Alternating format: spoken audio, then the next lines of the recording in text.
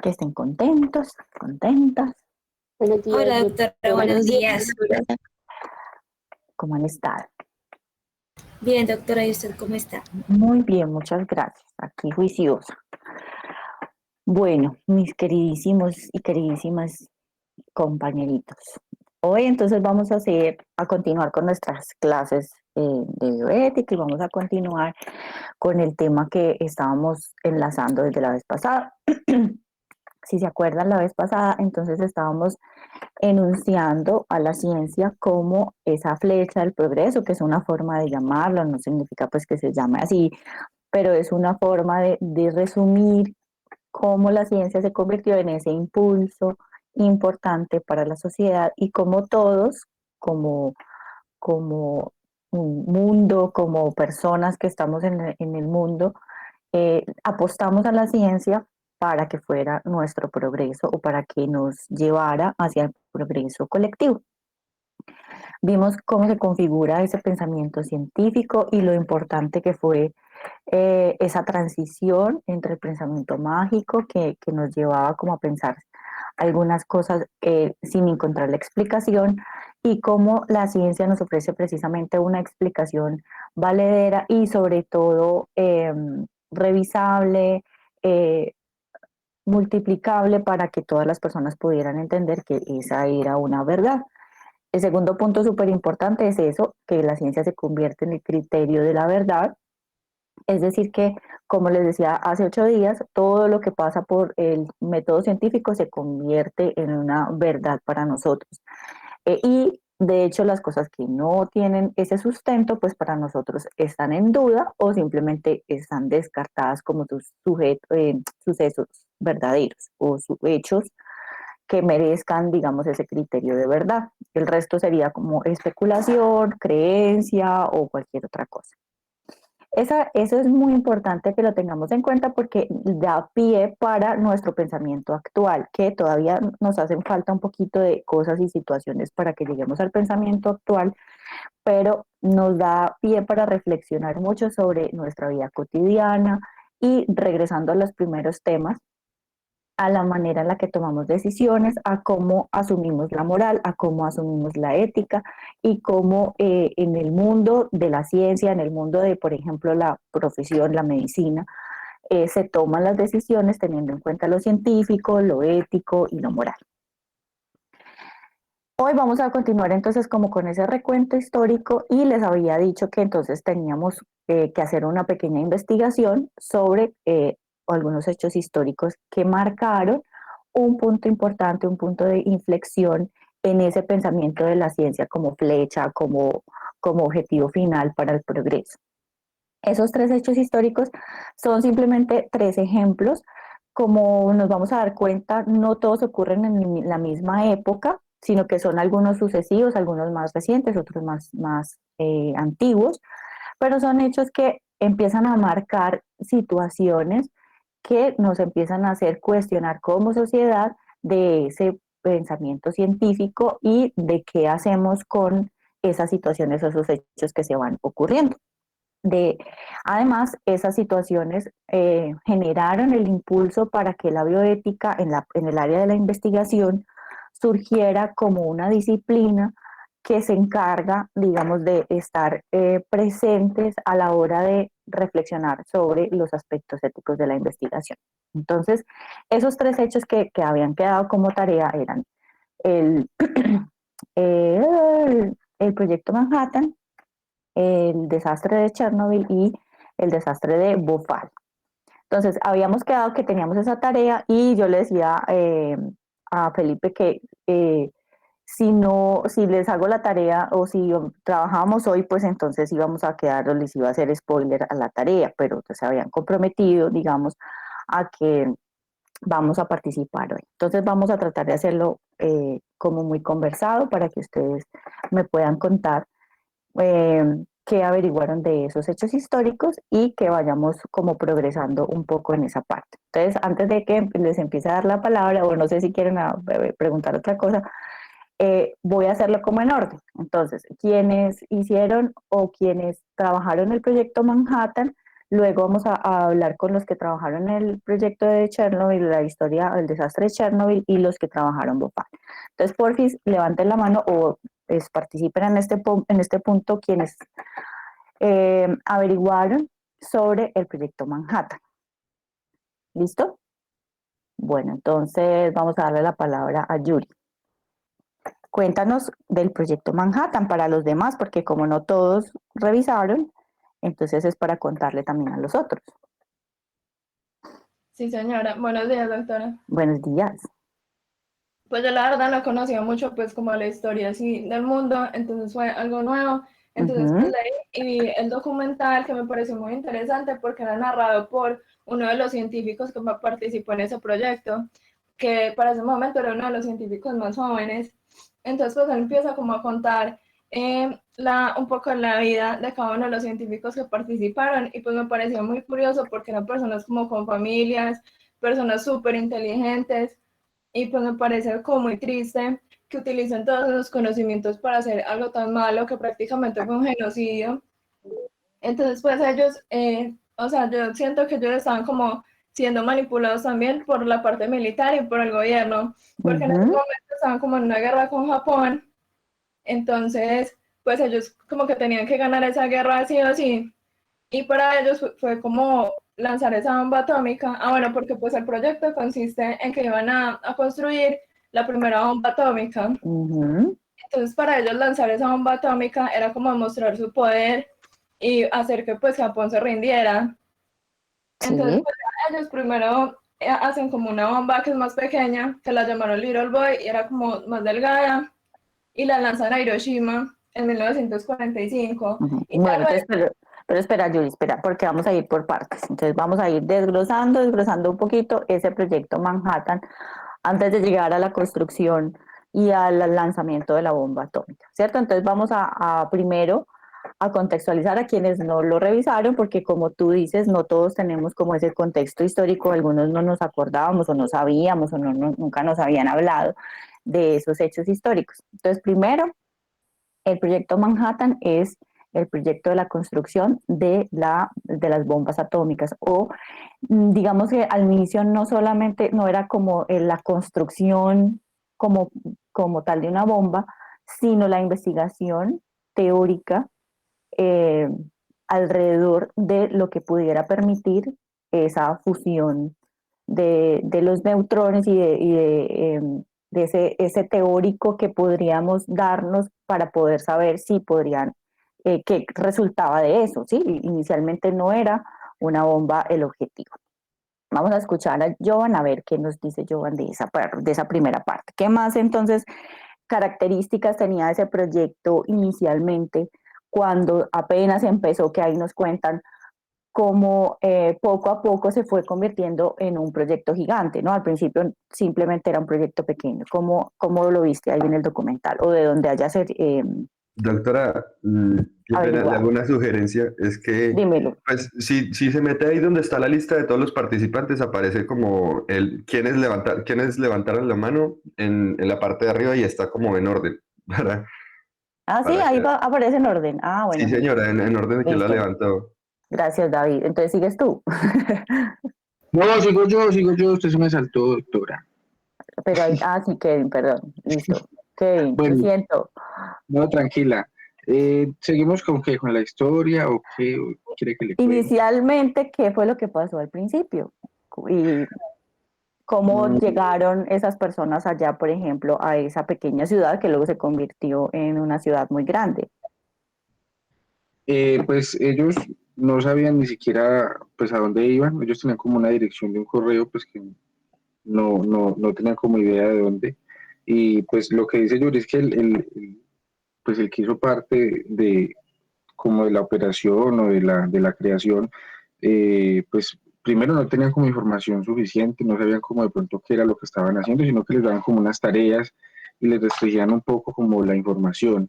Entonces él cuenta de pronto que también había pues algunos tenían familia, otros eran más solos, que tenían de pronto en el mismo pueblo, en el mismo lugar donde estaban, sitios de esparcimiento, que algunas veces tenían, podían ver cine, o que hacían apuestas, que era pues muy agradable como tal el sitio, pero pues que todos tenían como sus tareas independientes, o sea, cada uno pues como por grupos, lo que hacían era como investigar sobre, digamos, los neutrones, entonces los ponían a Ujú. investigar, y hacían como sus pruebas y sus cosas, pero en realidad como tal, al principio no sabían como pues para qué lo estaban haciendo. Entonces, Es- como que no estaban actuando de forma autónoma, porque digamos, le digo porque hay una pregunta del taller que si era que ellos estaban pues de manera autónoma y no, realmente no lo estaban haciendo porque no estaban, pues no sabían bien qué era lo que estaban haciendo y para quién lo estaban haciendo, sino que estaban siguiendo órdenes y básicamente tenían como un poco de miedo porque pues como estaban en un canto militar, entonces pues se hacían todo como muy restringido. No sé si exacto. sí, Sí, paro. así. No, ahí, Kevin, muchas gracias. Entonces, como nos dice Kevin, es el proyecto que es importante resaltar primero que hagan de cuenta que se fueron, así como en el túnel de la línea, en un sitio por allá lejos, empiezan a construir un sitio para poder hacer esa investigación y se llevan a la gente para allá. Pero cuando ya pues hay un montón de gente ahí, pues entonces tienen que construir un pueblo alrededor de esa planta o de ese lugar en donde están trabajando, pues porque la gente, dónde va a comer, dónde va a comprar sus cosas, dónde va a vivir. Entonces se construye todo un pueblo alrededor y es muy interesante entender que la gente iba a trabajar, pero no tenía idea de realmente el contexto completo de su trabajo. Es decir, como nos dijo Kevin, yo estoy en mi ala de trabajo, yo simplemente construyo partecitas. Y estas partecitas pues van y las hacen allá, pero no tengo ni idea para qué las van a usar, cómo las van a usar, por qué, no sé en qué estoy trabajando. Sé que estoy trabajando para el gobierno de los Estados Unidos y más específicamente para la parte militar de los Estados Unidos, pero el resto no tengo idea. Y también, importante resaltar que me dicen, usted no puede decir nada de lo que hacemos acá, usted no puede salir a decir cuál es su trabajo, no puede decirle a los demás en qué ala está trabajando, todo lo que ocurre aquí adentro se queda aquí adentro y afuera simplemente cada quien pues vive su vida, hace sus cosas y no tiene nada que ver con lo que está pasando acá. Eso es muy importante porque luego cuando ya nos damos cuenta que estamos haciendo una bomba y que nada más la vamos a tirar, mucha gente se dio cuenta cuando ya había explotado la bomba en Hiroshima. ¿Por qué? Porque nosotros podemos pensar, no, pero como esa gente cómo se prestó para trabajar en eso, ¿por qué se pusieron a hacer eso? Yo hubiera dicho que no desde el principio, pero hacemos la claridad que la gente que trabajaba allí no tenía idea de qué era lo que estaba trabajando y para qué estaba trabajando. Obviamente habían trabajadores de todo tipo, habían trabajadores de rangos más bajos en donde solamente trabajaban, como les decía, en la construcción de la tecnología. ¿Se acuerdan que yo la vez pasada les decía? Está la tecnología, y la teoría, que sería como la ciencia. Entonces, sabían quienes estaban trabajando en la tecnología, que era construir las partes, el circuito, la construcción necesitamos que sea de un material que sea muy resistente y que no sé qué, no sé qué. Entonces ellos empezaban a idearse una cosa ahí, que necesitamos un circuito que haga esto y esto. Entonces la gente trabajaba en los circuitos. Esa era la parte tecnológica. Y por otro lado estaba la parte científica, perdón. Por otro lado estaba la parte científica y esa parte científica que era la teórica tenía unos grandes participantes y ellos estaban encargados de esa parte como de descubrir la fusión de los neutrones y qué era lo que ocurría allí. Entonces, dentro de ese proyecto Manhattan vemos entonces que hay esas situaciones de secretismo, de que nadie sabe qué es lo que está haciendo y cómo lo está haciendo y ocurren esos hechos ahí fundamentales. Bueno, David, ¿qué más nos quieres contar sobre el proyecto Manhattan? ¿Qué sigues tú? Bueno, doctora, yo pues realmente pienso que pues en ese momento no les quiero hablar como tal del proyecto Manhattan, sino ¿Sí? más bien como de las bases, ¿sí? De qué empezó el proyecto Manhattan. Listo, me Entonces creo encanta. que pues hay que empezar a hablar sobre la teoría sobre la que se basa la creación de la bomba atómica y que fue, por ejemplo, hay dos hechos muy importantes para poder llegar a la creación de la bomba atómica y es que se descubrió la fisión nuclear que de hecho lo descubrió, si no estoy mal, fue una científica que era judía además y tuvo que salir huyendo de la Alemania nazi Ujú, a esconderse. Pero pues es conocimiento que quedó público, se habló de ello en papers que eran públicos, entonces, bueno, el conocimiento quedó rondando para todos los países. Y otra cosa que me parece pues bastante graciosa, curiosa, es que fue muy importante para la creación de la bomba atómica, pues todos los papers que hizo Albert Einstein, ¿no? ujú, Entonces él empezó a hablar, cuando empezó a hablar de su teoría de la relatividad específica, en la que está pues la famosa fórmula esta que relaciona masa con energía, igual a mc cuadrado, y pues estos son los conceptos que dan la base, ¿no? Que dan la base para la formación de la bomba atómica. Lo que me parece a mí muy, muy curioso es que, bueno, Albert Einstein se declaraba como un pacifista empedernido. Él era totalmente apático con la guerra y, de hecho, pues peleó con su país tanto que él era patrio. Él se dio ujú. su pasaporte. Eh, y finalmente quien impulsó la creación de la bomba atómica fue él.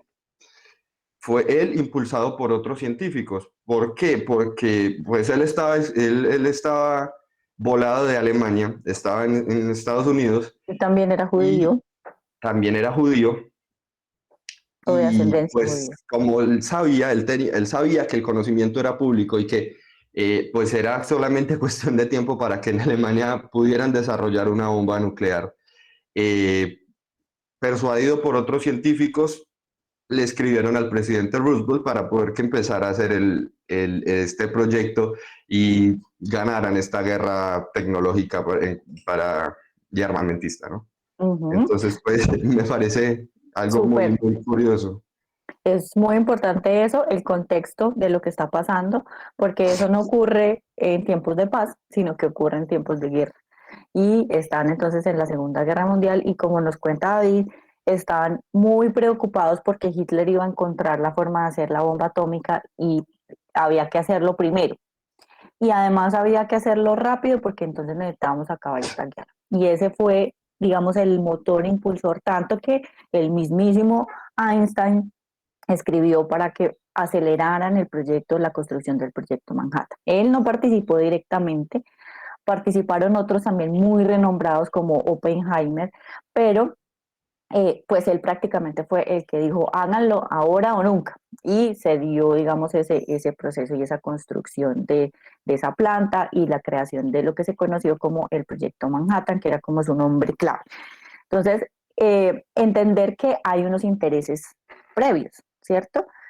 Si bien la gente no sabía específicamente en qué estaba trabajando, sí sabían cuáles eran los intereses que se movían allí, ¿cierto? O sea, sabían quiénes estaban detrás de eso. ¿Y quiénes estaban detrás? Pues el gobierno y estaba la parte militar o los militares en ese punto. Entonces, pues uno sí puede sospechar cuáles son los intereses, pero en esta época hay que entender que como era ciencia y la ciencia es buena y la ciencia es para el progreso de la sociedad, y la ciencia no tiene cuestionamiento ético porque los científicos son como Einstein, que son buenos per se. Ve la foto de Einstein y uno ve como el casi que el aro aquí, porque ese es nuestro pensamiento sobre la ciencia.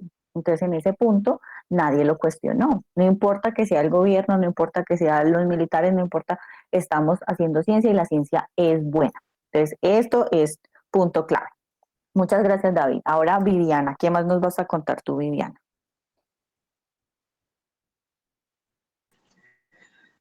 Bueno, doctora, entonces, como ya contaban, esta investigación se le planteó al coronel Groves y él, Ujú. pues, fue quien consiguió como la ayuda de Oppenheimer. Entonces, fue Oppenheimer quien dijo en qué lugar podrían hacerlo, porque él de niño ya había conocido este lugar que estaba bastante aislado. Y de hecho decían que después Oppenheimer se sintió muy mal porque para él era un Ujú, lugar muy bonito, era un lugar natural y que le recordaba su infancia y pues él fue quien lo dio como para ese tipo de investigaciones. ujú, Entonces, Pues ya después de esto, después de estar investigando por mucho tiempo, eh, lo primero que hicieron fue una primera detonación que es llamada Trinity. Sí, Y esto fue el 16 de julio de 1945 y pues ellos se quedaron asombrados porque ellos no pensaban que fuese de esa magnitud. Ellos decían que algunos parecían como que qué terrible y otros decían, wow, descubrimos algo genial. ajá, Entonces, ya después de esto fue que como tal, o sea, decían que al inicio lo que querían era eliminar a Hitler, pero posteriormente Hitler murió y ya el objetivo cambió totalmente. Y cuando ese objetivo cambió, el pensar de muchos de los científicos también cambió y fue ahí donde muchos como que quisieron salirse y decir, no, esto a mí no me parece, pero aún ujú, así quisieron hacerlo como el coronel Groves. exacto. Entonces fue ahí donde tomaron la decisión de atacar a Japón y el primer lugar donde lo hicieron fue en Hiroshima. Hiroshima. Y, y pues algo relevante de esto es que ellos no testearon, o sea, no probaron antes la bomba nuclear que iban a mandar para allá porque ellos consideraban que eso ya iba a estar súper bien. O sea, ya como lo habían probado antes en Trinity, pensaban que no había manera De de que fallar. que eso fuera. Gracias, Entonces, Viviana. Muchas gracias. Entonces, vamos a hablar de esos ataques de Hiroshima y Nagasaki. Entonces, inicialmente, como nos cuenta Viviana, hicieron unas pruebas y esas pruebas eh, dejaron mucha información, perdón, y esa información fue valiosísima. ¿Por qué?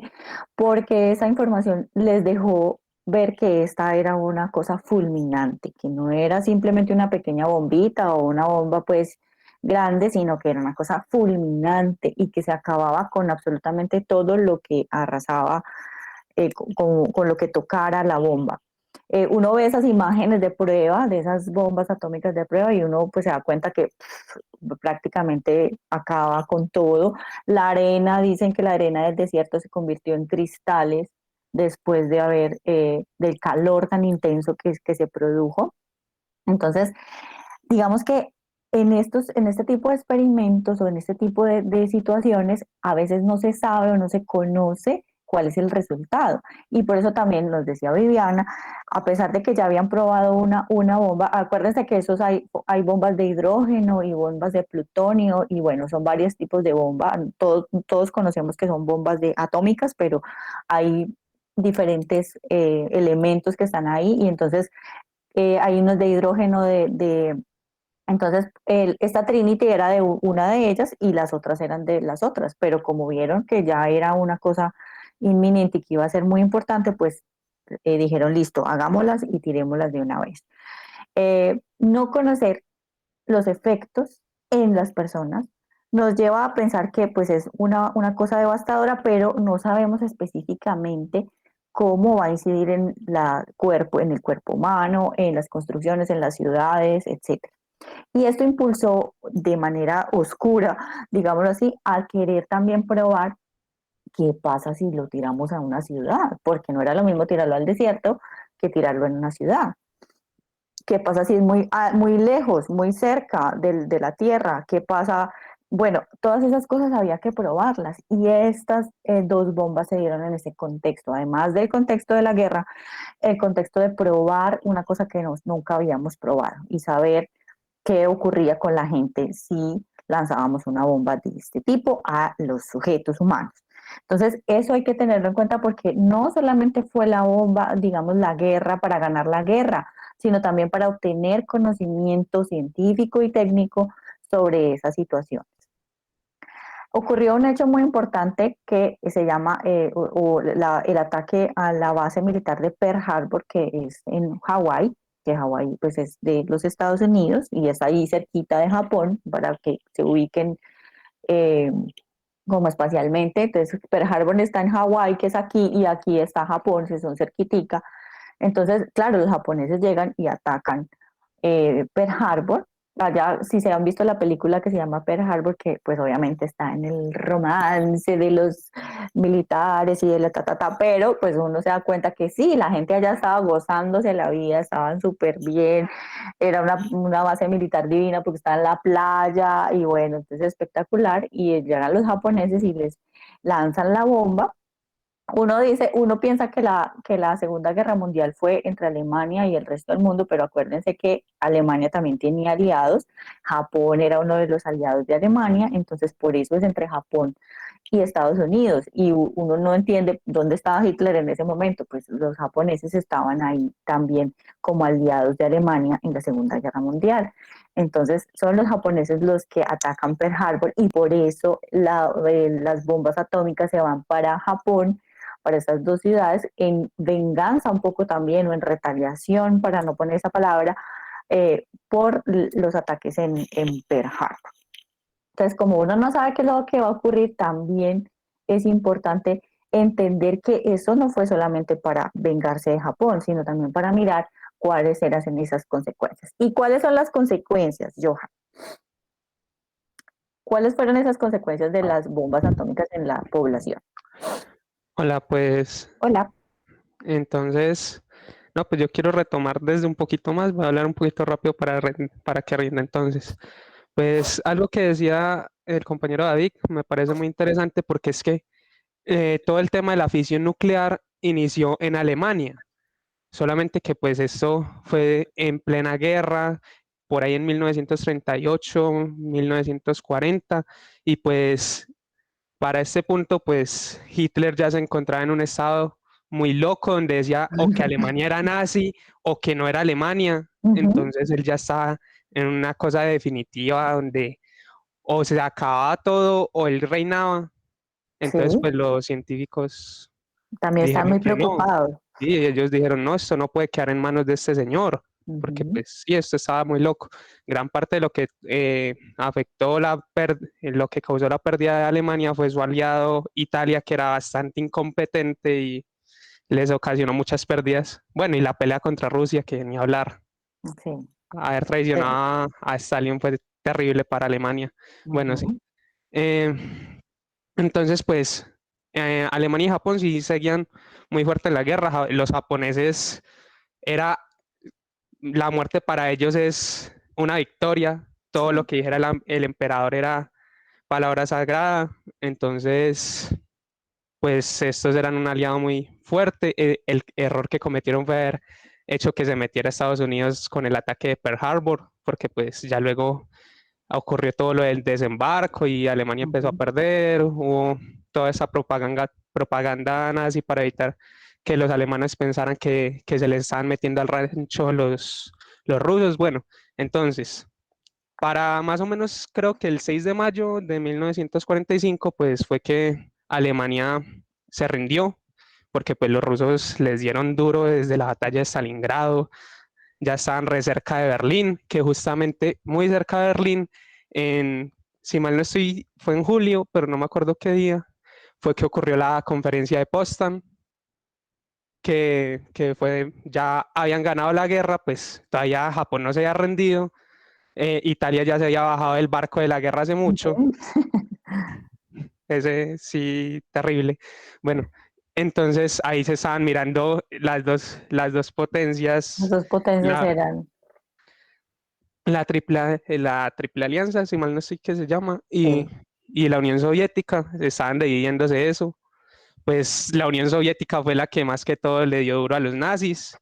Entonces ellos decían que es que, y sacrificaron muchísima cosa, porque pues ellos perdieron mucha gente, perdieron mucho en esta guerra. Entonces ellos decían que merecían mucho del botín sí. que significaba los territorios de Alemania y todo Sí, esto. porque acuérdense que la guerra no es solamente para buscar la paz del mundo, ¿no? Estas guerras, ¿cierto, Johan? Tienen intereses Están detrás, económicos, exactamente, esos intereses políticos. políticos y de territorio finalmente. O sea, porque aquí era repartirse, el que ganaba se repartía el mundo. Y de hecho así ocurrió, ¿cierto?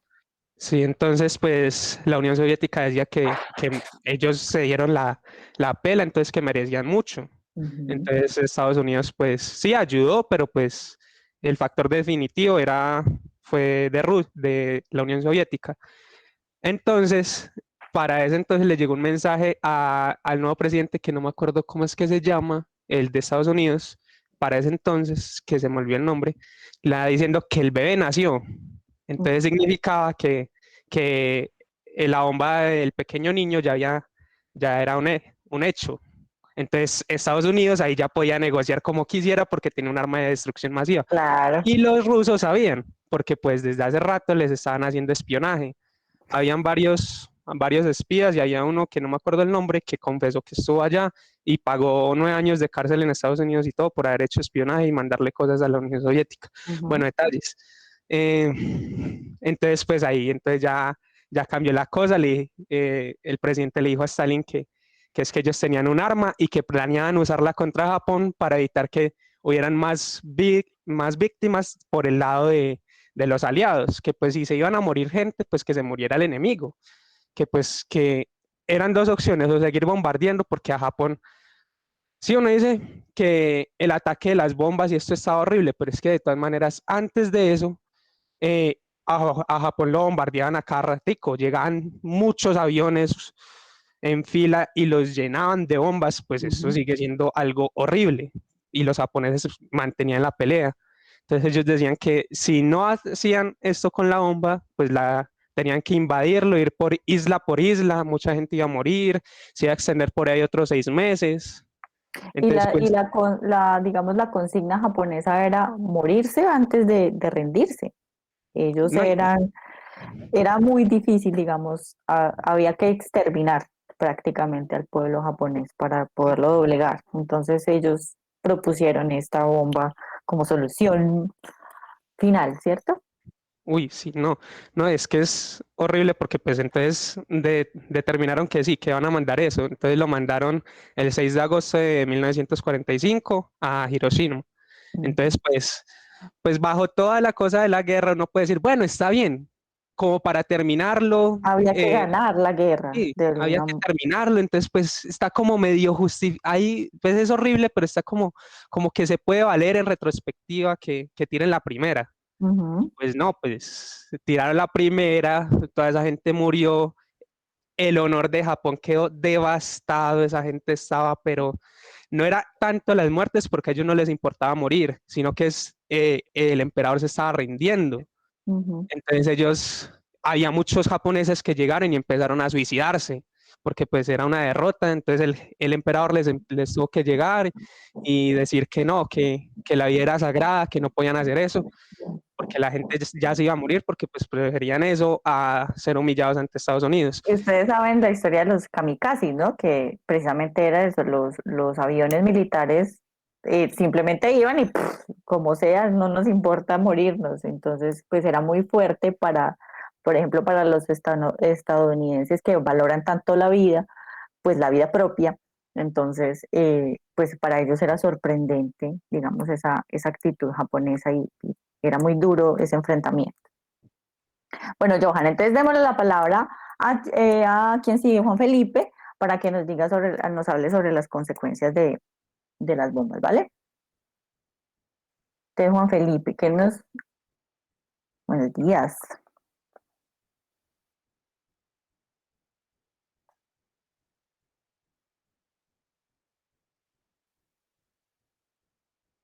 Ujú,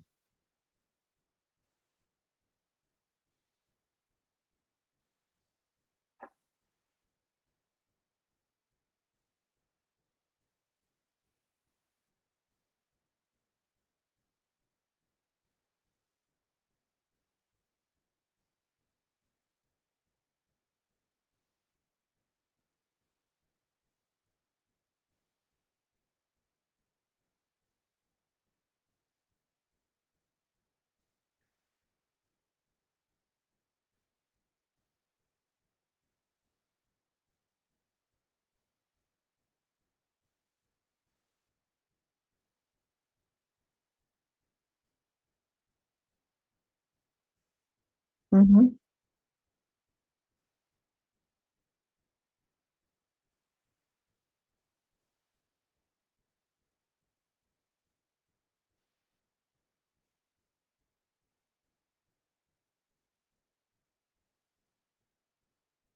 Ujú,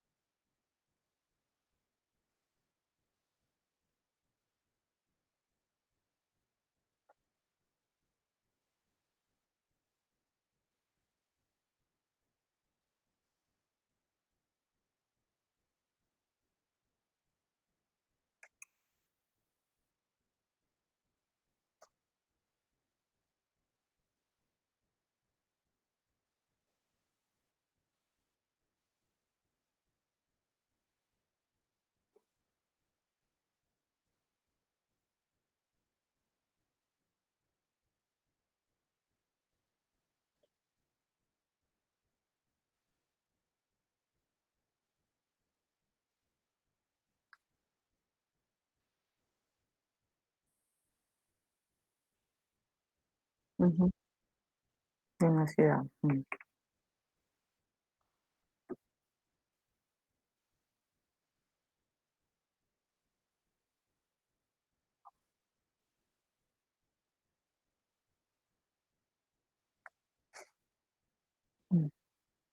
Sí.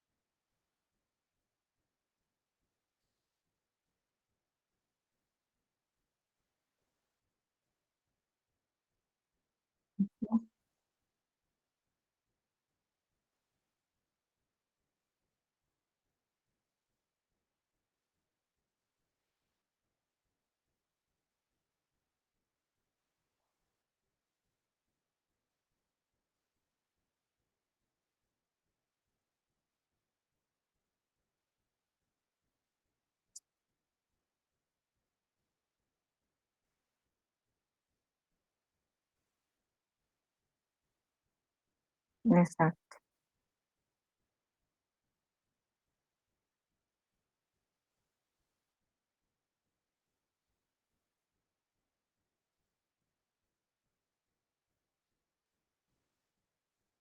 Ujú,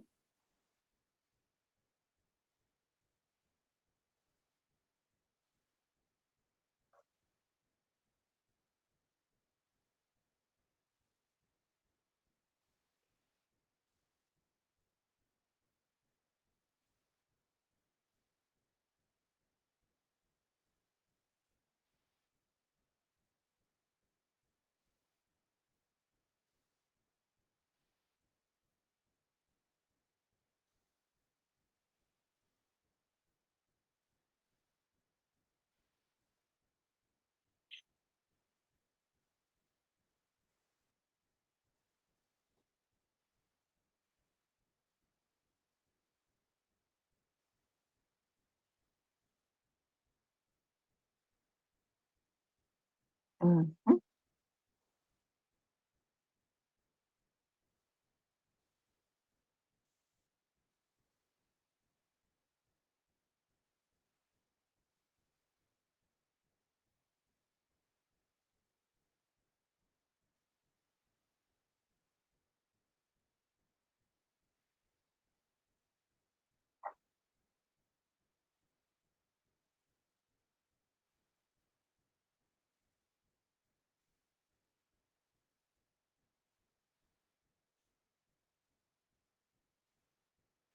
ujú,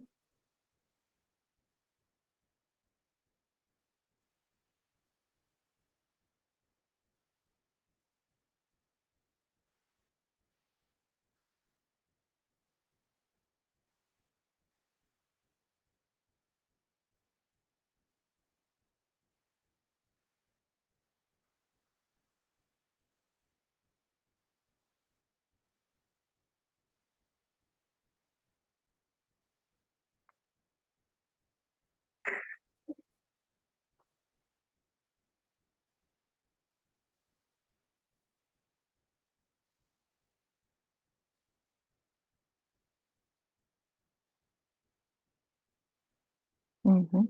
Listo, Juanfe.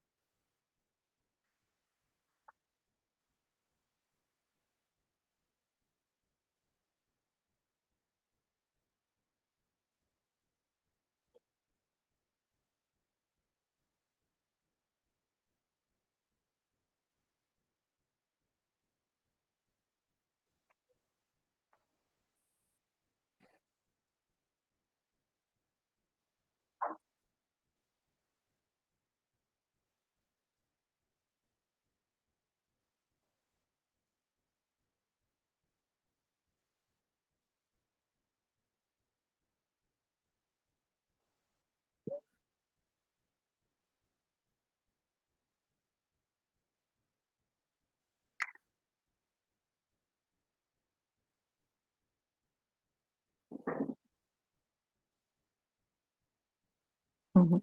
Pero mira que precisamente la discusión que estamos teniendo hoy es si realmente la ciencia puede ser neutral o si inevitablemente, dependiendo de quién me financie, dependiendo de quién, a qué intereses estoy respondiendo yo, pues es inevitable que a pesar de que el científico tenga una buena intención o tenga una intención neutral, su descubrimiento sea usado porque ¿qué pasa? Yo puedo decir, no, pues yo hago mi estudio, mi investigación y esto en la actualidad, yo hago mi investigación y esto es para el bien de la humanidad. Estoy trabajando, por ejemplo, en vacunas, estoy trabajando en, en genoma, cualquier cosa, y esto va a ser para el bien de la humanidad, pero es que a mí quién me paga y esto quién lo va a patentar y esto después va a ser propiedad de quién y quién va a decir, a pesar de que yo sea neutral,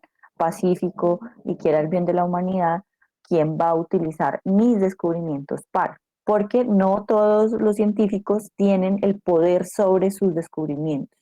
Y una vez lo sacas a la luz, pues todos pueden usarlo y todos pueden, como hay buenos usando cosas buenas, hay gente loca usando cosas que se pensaron eran positivas. Y eso les pasó aquí y por eso este capítulo de la historia se llama La pérdida de la inocencia de la ciencia, porque el científico se consideraba neutral, se consideraba siempre tratando de hacer lo mejor para la sociedad, porque lo mejor para la sociedad era descubrir.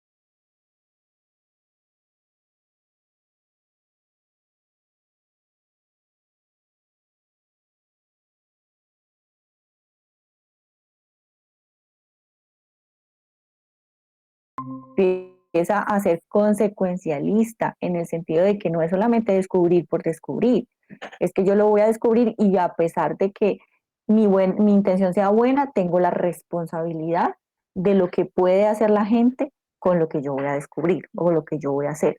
O al menos tengo la responsabilidad de cuidar eso que va a pasar al futuro. En el punto hoy en día llegamos a incluso a hacer moratorias, se llaman eso, que significa no, vamos a frenar el de avance en estas circunstancias porque cualquiera que lo haga por fuera de esta vigilancia, digamos, internacional, pues puede crear otra bomba atómica o puede crear otra cosa que no tenemos ni idea de qué consecuencia va a tener. Entonces, existen moratorias para empezar a trabajar o hacer cosas porque todavía no sabemos las consecuencias y ese es el problema, digamos, en este avance tan rápido de la ciencia y la tecnología, que a veces podemos predecir que va a ocurrir, pero en otras ocasiones no tenemos ni idea. ¿Qué pasó con la segunda bomba con las bombas atómicas? Podíamos predecir que íbamos a acabar con los pueblitos, que íbamos a acabar con la gente, que íbamos a matar a mucha gente. Eso era lo que se Doctora, podía predecir. Dime, Joan. le hablo acerca de las consecuencias Dale, de las... bueno, listo, listo. dale. Pues sí, hay unos datos importantes, bueno, y otros terribles acerca de lo que sucedió con las bombas, y es que después de todo lo que nos han venido contando, se desarrolló al final Little Boy, que fue la primera, que se envió en un bombardero y explotó a 530 metros en el aire.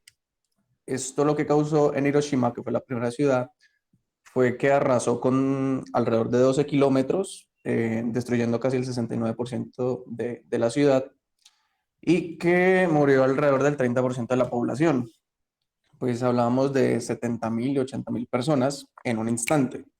Pero también, más grave después, fueron las consecuencias, porque según hay cifras de que fueron entre 200.000 y 240.000 personas afectadas posterior, porque igual pues no deja de ser tecnología radioactiva, ¿cierto?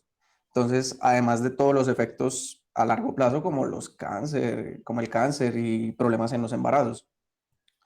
Pero bueno, o sea, ya listo, una bomba, ¿cierto? Y el problema surge también después, porque entonces plantean la idea de enviar otra bomba, ¿sí? Uh-huh. Se suponía que ya habían hecho la demostración, sí, la demostración de su poderío, pero luego deciden enviar otra bomba que se llamaba Fatman. Esta inicialmente inclusive, según lo que decía en algunos sitios, no iba hacia Nagasaki, sino que el objetivo era una ciudad militar, algo así, a 120 kilómetros alejado de Nagasaki. Pero no pudieron dejarla caer ahí por problemas meteorológicos y se desviaron y la detonaron en el centro industrial de la ciudad. Allí lo que pasó fue que pues Nagasaki tiene como una configuración de muchos valles, entonces eso disipó un poco más de energía, pero igual, o sea, destruyó 44% de la ciudad, murieron entre 34.000 y 40.000 personas. Entonces, además de eso, se tenían planteadas la construcción de más bombas atómicas, alrededor de 5 bombas atómicas después de esas dos, pero pues al final fue Truman, el presidente en ese momento, el que lo evitó. La consecuencia principal, digámoslo así, pues obviamente fue la rendición de Japón, esos fotos Uh-huh. en un acorazado firmando pues el triunfo pues de los aliados.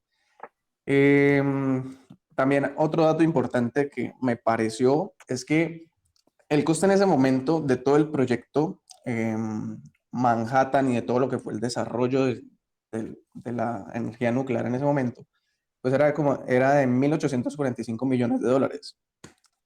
Pero en esa época eso solo equivalía a 9 días de guerra. Es decir, muy poco, o sea, uno dice, eso es un montón de plata, pero era muy poco comparado con todo lo que llevaban en guerra, años de guerra. Años. Y, y el proyecto en sí, pues finaliza en 1946, cuando ya se le entrega el control del proyecto a la Comisión de Energía Atómica de Estados Unidos. Y otro dato es que el 90% de todo lo que se gastó en el proyecto iba destinado para la investigación, para cómo hacer la fisión nuclear, qué elemento es el que se debe usar, cómo se debe detonar, y solo el 10% fue destinado para la fabricación de las bombas como tal. Entonces, además de eso, pues ya ahí entra la discusión porque bueno, uno puede decir, qué mal, qué horrible, no se debió haber hecho, y otros dicen, uy, un triunfo porque en sí es un triunfo para la ciencia poder lograr ese avance, ¿cierto? Pero dentro de todo eso, dentro de esos dos lados polarizados, pues hay muchos matices, hay muchos grises, que uno podría entrar a mirar que en sí, hoy en día, pues utilizamos mucha de esa tecnología, ¿cierto? Aunque igual, a mi modo de parecer, pues nunca deberíamos volver a llegar a ese punto. Muchas gracias. Entonces, como vemos, uno puede prever las consecuencias inmediatas de la bomba, porque pues eso fue lo que ocurrió ahí mismo, pero no podían prever lo que iba a pasar 5 años después, 10 años después, 20, 30 y 50 años después, porque no conocíamos qué era lo que podía ocurrir. No conocíamos eh, las consecuencias de la radiación a nivel individual, a nivel medioambiental, entonces era muy difícil predecirlo y ahora todavía existen consecuencias en la población después de casi 70, 80 años. Entonces, mírenlo, digamos, el punto en el que quiero llegar acá en este momento es que a pesar de que ese desarrollo fue importante, nos dio pie para muchas cosas positivas, también habían una cantidad de efectos negativos que no pudimos prever, que continúan cargando con ellos las personas que estuvieron allí cerca, que tuvieron que ver con la bomba atómica, con los hijos, los nietos, a nivel medioambiental. Hay una cantidad de consecuencias que después también nos han ido afectando a nosotros, porque el medio ambiente o el planeta no funciona por países, por regiones, sino que es un sistema completo y vivo también. Entonces, finalmente, lo que parece una cosa alejada de mí, una cosa por allá de los japoneses y de los estadounidenses peleando una guerra que yo ni siquiera tuve nada que ver con eso porque fue hace muchos años, termina de todas maneras afectándome a mí hoy en día porque los efectos aún se pueden percibir en nuestro planeta, todavía se pueden percibir las consecuencias y porque además tenemos esos bebés allá haciendo tic-tac. Y en cualquier momento, cuando los coreanos enloquezcan y les dé por hundir el botón, o cuando estuvimos tan cerca con Trump de hundir el botón rojo, pues todos tenemos ese monstruo aquí cercanos a nosotros, ¿no? Y tenemos además que vivir con el temor de que en cualquier momento se desata una guerra nuclear y nos morimos todos, o acabamos con el planeta que ya bien deterioradito que está. Entonces, miren lo radical y lo fundamental que es un solo hecho, cómo puede transformar el completo entendimiento de la ciencia y además el completo entendimiento de cómo es la vida y qué consecuencias va a tener para nuestra existencia más adelante. Entonces, este proyecto Manhattan nos sirve de ejemplo para conocer cómo la ciencia, a pesar de tener buenas intenciones y de tener la idea de hacer el bien común o de proveer el bien común, finalmente nos ponga en el filo de la toma de decisiones, incluso pensando en que nos podemos autodestruir en cualquier momento. Entonces, me quedan Juliana, Michael, Paula Cristina y Laura Daniela. Entonces, rápidamente los cuatro. ¿Qué más quieren agregar sobre este proyecto Manhattan y sobre las consecuencias del proyecto Manhattan para que podamos avanzar en los otros hechos históricos? Pues doctora, yo quería hablar sobre la comisión que se creó, que era como una comisión para el control internacional de la energía atómica y esas armas nucleares, porque después de que ya pasó el bombardeo y que ya se dieron las consecuencias y que Japón se rindió, ellos empezaron a darse cuenta de que habían hecho algo que había ocasionado muchos daños en muchas personas, porque incluso creo que es en Hiroshima, cuando la bomba cayó, mató casi que el 90% del personal de salud. Entonces no había ni siquiera quien atendiera a los heridos. Y se creó esa comisión 2 años siguientes para garantizar que nadie más como que utilizara esas bombas con el objetivo de hacer daño. Hoy en día tiene aún ese objetivo de que no sea utilizada para fines de guerra, sino solamente el uso de la energía atómica para fines pacíficos o para el bienestar de la humanidad. Y también quería comentar que Oppenheim, el señor era una persona muy egocéntrica. Entonces, después de que fueron los bombardeos, todo el mundo quería conocerlo y era como un héroe nacional en Estados Unidos y se identificaba como una persona supremamente importante porque había logrado prácticamente todo lo que ocurrió. Y fue después acusado de, ¿cómo se llama esto? Como de traición. Cuando fue acusado de traición, entonces vemos que él ya estaba supremamente preocupado, no por lo que había pasado, sino por haber perdido todo su poder. Porque él era el que le hablaba, al oído prácticamente al militar encargado de todo, que aunque no tenía conocimientos científicos, utilizaba a Oppenheimer para poder saber qué debía hacer, pero él era el que tenía el mando. Una persona que no sabía nada de ciencia estaba manejando algo tan científico. Y ya, pues, doctora, finalmente se creó esa comisión con el fin de que no proliferen las armas nucleares para otros fines malignos. Muchas gracias, Juliana. Ahí se configura la clásica película de acción o de ciencia ficción en donde está el militar asusando al científico loco para que puedan destruir el planeta o hacer cualquier cosa loca. Entonces, ahí en ese se configura ese imaginario de todas las películas que nosotros vemos en el cotidiano, por esa relación ahí muy interesante. Michael Daniel.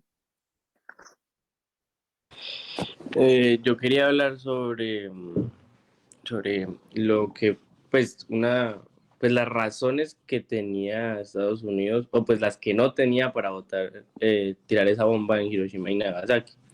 Porque en ese momento que la tiró, ya Alemania se había rendido y era cuestión de tiempo de que Japón también se rindiera, porque pues, Japón no podría es un país muy pequeño para poder contra Estados Unidos, Rusia y los demás aliados. Pero aún así, Estados Unidos no le importó y tiró la bomba. Y no solo tiró una, sino que tiró dos, en Hiroshima y en Nagasaki. ¿Sí? Pues gracias a que hicieron mal la bomba porque la hicieron con plutonio y el plutonio no es puro, fue que la bomba de los 6 kilos que estallaron, de los 6 kilos de la bomba, pues solo se fusionó uno. Y solo con ese casi devasta más del 50% de la ciudad. Si hubieran explotado los 6, hubiera borrado la ciudad por completo.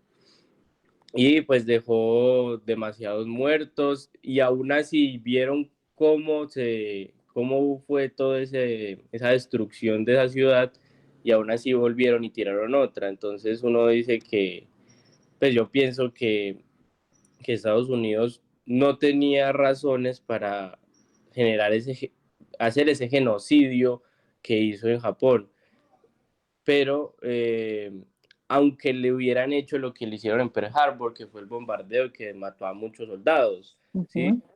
Pero porque Japón se metió fue con soldados, en cambio Estados Unidos se metió con la población civil e inocente, ¿sí? Entonces muchas veces pues vemos malos a Japón y a Alemania, pero los mismos que son entre comillas los buenos también son personas que no les importa la humanidad de la gente, sino que les importa nomás como lo que decían los compañeros, aumentar el conocimiento científico sin importar qué. Claro, pues, y eso de buenos y malos, perdóname Michael, después, eso de buenos y malos, pues depende de quién nos ponga la película, ¿cierto? Por lo que yo les decía, si vemos una película como Pearl Harbor, que pues es hecha en Estados Unidos por Hollywood, pues claro que pobrecitos los militares de Pearl Harbor que sufrieron y se murieron y todo, porque pues ellos son los buenos, ¿cierto? Pero si en Japón hicieran una película sobre Hiroshima y Nagasaki, quedaríamos completamente opuestos y diríamos, uy, no, esos gringos estaban muy locos y estaban muy mal. Entonces, evidentemente depende de la óptica y depende de qué lado estés, pues saber quiénes son los buenos y quiénes son los malos. Y si nos vamos a eso, recordemos, eso simplemente es una reflexión moral, quiénes eran los buenos y quiénes eran los malos. Pero éticamente, en esas circunstancias, quienes actuaron adecuado o inadecuadamente, pues eso desata toda una discusión por lo que estábamos diciendo, porque entonces estaban en el contexto de la guerra, porque entonces era eso o seguir matándose, porque el costo de la guerra era peor. Bueno, ahí la discusión se hace mucho más compleja, ¿cierto? Sí, señora, y pues lo que dejó, pues mucha gente sufrió demasiado, vio gente que vio morir personas enfrente sin poder hacer nada, había un médico que estaba Terrible. buscando, que él dijo que de él trató 6.000 pacientes, que se llama Shuntaro Ojeda, y de esos 6.000 todos murieron, y entonces él decidió dejar de ser médico en ese momento porque no hubo a quien pudiera salvar. Ujú. Hubo mucha gente que tiene miedo todavía de que algo le salga por la radiación y muera. Otra mujer que vio morir a 10 personas enfrente de ella que le pedían agua pero que no podía hacer nada. Ujú. Entonces, pues nosotros no sufrimos eso y decimos, como ustedes, decimos, no, es que Estados Unidos tenía que hacerlo, es que esto, es que lo otro, pero la gente de allá lo vivió en carne propia y fue algo, un infierno. Un infierno en vida, sí, señor. Y ya. Gracias. Y Paula. Bueno, doctora, pues yo había leído como un artículo y había encontrado sobre las limitaciones éticas de la labor científica, como ampliando un poquito la de mi compañera. Ujú. Entonces decía que pues como que la limitación de la libertad de la investigación científica, ¿cierto? Por el gran avance de la ciencia y de la tecnología, pues que se ha dado como en los últimos siglos, entonces tomaban como punto de referencia pues el proyecto de Manhattan. Entonces, digamos, por ejemplo, Carl Sagan decía que cuando mayor fuera el avance tecnológico y científico, iba a surgir la necesidad de establecer una conducta ética para garantizar que no hubiera una deshumanización y pues que cuando la ciencia caiga en manos de individuos inconscientes es posible pues que el resultado sea contraproducente. Entonces que el conocimiento no era malo, sino como el científico que podía ser, digamos, corrupto o podía ser como más interés personal, económico, político y social, como se había visto en el proyecto Manhattan, que fue como el punto de corrupción de la ciencia. Entonces, y pues con la creación de las bombas, entonces que se dieron cuenta que este podía como que llegar a matar a la humanidad y tenía necesidad, como que surgió la necesidad de poner como unos límites de cómo se iba a usar y la utilización y como la investigación. Entonces, para eso, como decía mi compañera, tienen que hacer como una sociedad, la ONU decide como que hacer un organismo internacional de energía atómica para que se garantice el correcto uso de la energía nuclear y pues se dieron cuenta que el humano como que podría hacer no solamente con la ciencia cosas buenas, sino que también podría hacer mucho daño a la humanidad y que por esto como que se había de poner limitaciones. Exactamente. Entonces, no todas las consecuencias fueron negativas, ¿cierto? También nos quedó como la experiencia y eh, la necesidad de trabajar de manera global para evitar que estas cosas ocurran y la necesidad de crear organismos que trabajen en el ejercicio más a nivel internacional para poder hacer acuerdos, para poder decir que nos podemos sentar y firmar un documento que nos comprometa a utilizar adecuadamente o utilizar en este sentido o comprometerse a cuidar el medio ambiente. Y hoy en día vivimos o tenemos muchos más acuerdos relacionados con la salud, relacionados con el medio ambiente, relacionados con la utilización de la energía atómica, con muchas otras cosas, y nos enseña que también se puede hacer, que el mundo también puede trabajar de manera mancomunada y no solamente en su territorio. Con las vacunas no lo hemos logrado. Miren que se hizo al principio ese acuerdo para poder generar esas vacunas para las poblaciones que iban a tener más dificultades. Sin embargo, vimos que apenas se tuvo acceso a las vacunas, las grandes potencias se las llevaron todas y están allá vacunando a su gente sin importar el resto del planeta, y eso pues también nos vuelve a enseñar que nos hace mucho más falta ese tipo de acuerdos internacionales y de pensar que el planeta no es solamente de los estadounidenses, de los rusos, de los alemanes, de los europeos, de los japoneses, sino que estamos todos ahí metidos y que todos deberíamos trabajar pues para todos. Muchas gracias, Paula. Entonces ahora vamos a hablar, nos gastamos toda la hora en el proyecto Manhattan, pero el proyecto Manhattan, digamos que resume mucho esa conciencia o esa situación particular que se conoce como la Big Science o la ciencia grande, porque precisamente era un proyecto enorme que tenía unas grandísimas expectativas y que generó además grandísimas consecuencias, ¿cierto? Entonces esa Big Science estuvo en los años 50, 60 y hasta los 70, y después de todos estos hechos y los hechos que vamos a conversar un poquito más rápidamente, que son el desastre de Chernobyl y el de Bhopal, empezó a generar también mayores consecuencias, digamos, o mayor conciencia de lo que puede ocurrir a nivel internacional con pequeñas situaciones como locales, que se pueden ver como locales, pero realmente son internacionales. Entonces, ¿quién va a hablar rápidamente o contarnos la historia de Chernobyl en resumen? Aquí está Paula, ya puedes bajar la mano, Paula, para que no quedes aquí, o vas a decir más. Miguel Ángel, entonces. Pues doctora, así como muy resumido, la catástrofe de Chernobyl fue un accidente nuclear que se dio el 26 de abril del año 1986 en la central nuclear de Vladimir Ilich Lenin. Y pues esta se encontraba cercana a las ciudades de Pripyat, a 3 kilómetros, a 18 kilómetros de la ciudad de Chernobyl y a 17 de la frontera con Bielorrusia. Esta se generó por yo creo que un inadecuado, o sea, tenían programado hacer el control de los sistemas de seguridad del reactor 4 que se encontraba en esa planta, pero debido a que otro equipo quiso, como no sé, en realidad no se supo bien por qué ese equipo quiso hacer para unas cosas a las que no estaban cualificados, que era revisar el sistema de enfriamiento del turbogenerador, se dio las explosiones. Y estas explosiones del reactor destaparon donde se encontraban las sustancias radioactivas y generaron los gases que pues empezaron a generar la contaminación por radiación en toda la ciudad y posterior a casi todo el continente europeo. Y pues otro dato importante es que cuando estos gases empezaron a esparcir, el 26 de abril en la madrugada, los residentes de la ciudad de Pripyat no fueron avisados de que se estaban contaminando con radiación, sino hasta el día siguiente en la tarde.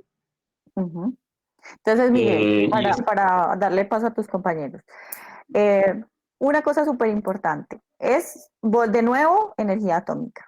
Una cosa que es ahí latente, ahora la estamos utilizando para el bien de la humanidad, ya no estamos haciéndole daño pues a la sociedad, esto es para el bien de todos, es una energía renovable como estaban diciendo los demás, pero es una cosa que es muy difícil de manejar y eso necesitaba pues una experticia, ya hay un poco de gente que estaba muy, además arriesgando su vida para trabajar en esas plantas, casi como lo que nos muestran en los Simpsons del trabajo de Homero.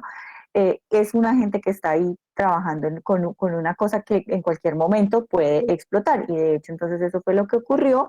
Parece que fueron factores humanos, es decir, de error humano, los que tuvieron en cuenta o los que pasaron para que ocurriera la explosión, pero una de las cosas importantes que hay que relacionar con Manhattan, con el proyecto Manhattan, es que a la gente no se le dijo nada. Igual que en el proyecto Manhattan, a la gente del común, a la sociedad, a la gente civil, no se les informó. Eso tampoco, digamos, no lo mencionamos muy bien en el proyecto Manhattan. Si bien los científicos medio sabían, algunos no sabían, pero la gente del resto de los Estados Unidos y del resto del mundo estaban inocentes. Eso sí, no tenían ni idea de lo que estaban haciendo allá. No tenían ni idea de qué era lo que iba a pasar. Se dieron cuenta cuando lanzaron las bombas y muchos de los pacifistas y de la gente que estuvo dijo, pero ¿cómo es posible que no nos hayan informado? Lo mismo pasa aquí en Chernobyl. A la gente no se le informa porque hay ese secretismo, volvemos a lo mismo, no, es que esto es cosas de los científicos y hasta que no lo podamos resolver, no le podemos contar a nadie más. Esto es de nosotros, la gente no sabe, es ignorante, se van a asustar y entonces no hay que contarle a nadie. ¿Qué pasó después entonces, Hamel? Doctora, yo estaba leyendo que entonces precisamente lo que usted estaba diciendo de que a la gente no se le dijo nada, entonces en vez de, ahí decían en el video de digamos, en un inicio darle como yodo para contrarrestar la radioactividad y que cerraron las ventanas y eso todavía no lo hacían. Y después, ya como 48 horas después, fue que empezaron a evacuar la ciudad. Sin embargo, hubo mucha gente que no creía todavía y pues que se quedó. Y ya después, o sea, que la población seguía sin saber, pusieron como un artículo pequeño donde decían, sí, pasó esto, pasó no sé qué, pero como en una esquina del periódico, donde no se viera absolutamente nada, que la gente no lo iba a notar.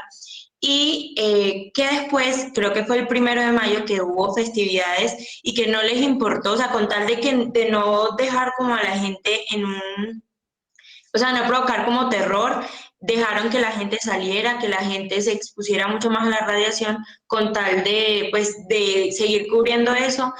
Y ahí fue donde la gente, o sea, digamos que se expuso muchísimo más a todo lo que era la radiación.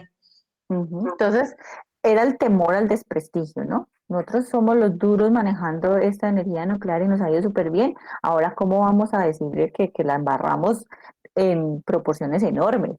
Entonces, no digan nada, quédense calladitos, como si nada estuviera pasando.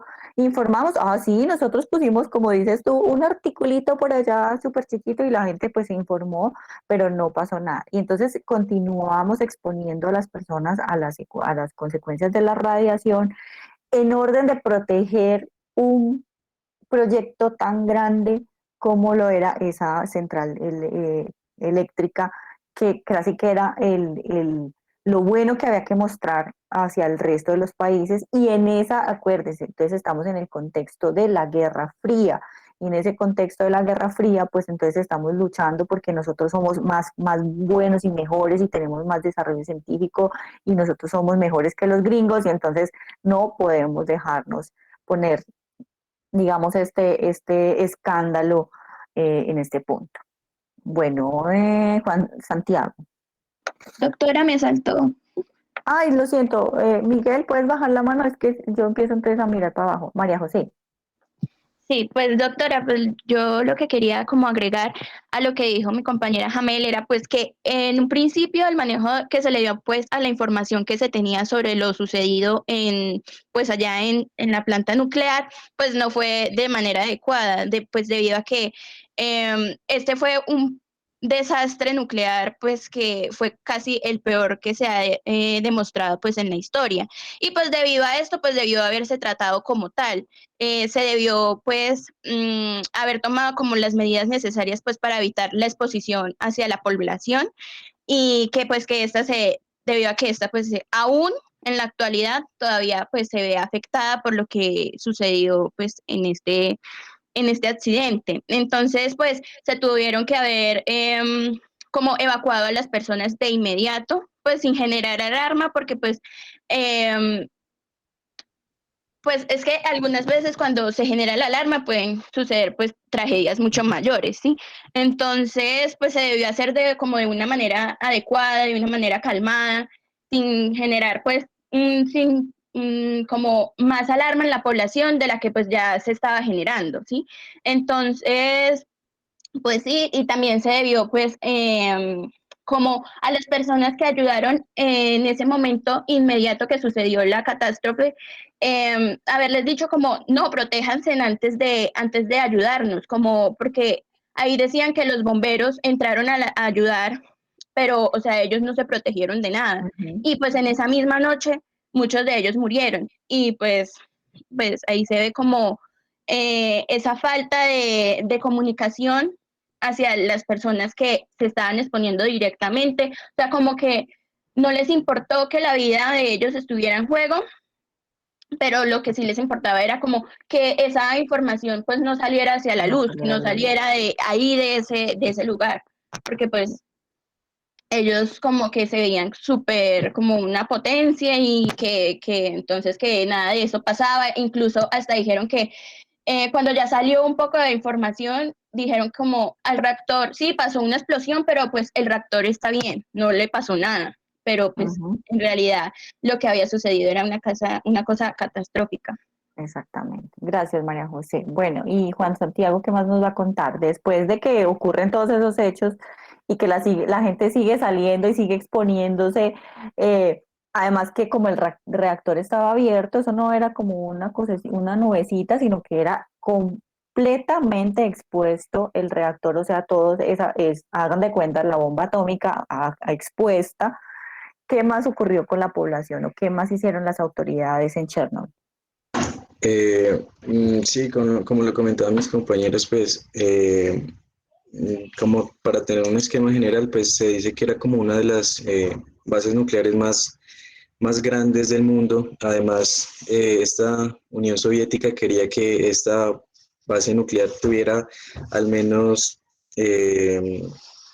como 12 reactores, 4 ya estaban en funcionamiento y 2 estaban en construcción. Entonces, como toda esta potencia que ellos querían tener, mostrarse al mundo así tan fuertes, cuando ocurrió el hecho, pues ellos, a pesar de que el funcionario, el principal, no me acuerdo, era el nombre, creo que se llamaba Mikhail Gorbachev, algo así es.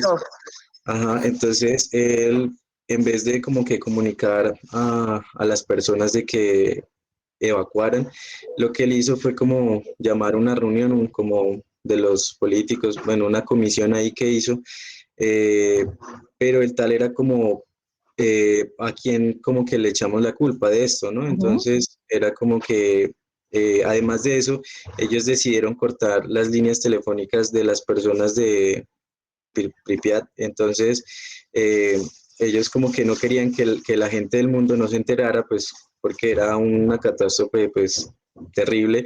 Además de que en Estados Unidos, pues hasta en Estados Unidos llegaron cifras alarmantes de radiación y además en todos los países de Europa, pues ya tenían unas cifras alarmantes, pero pues antes por los demás países se enteraron que había un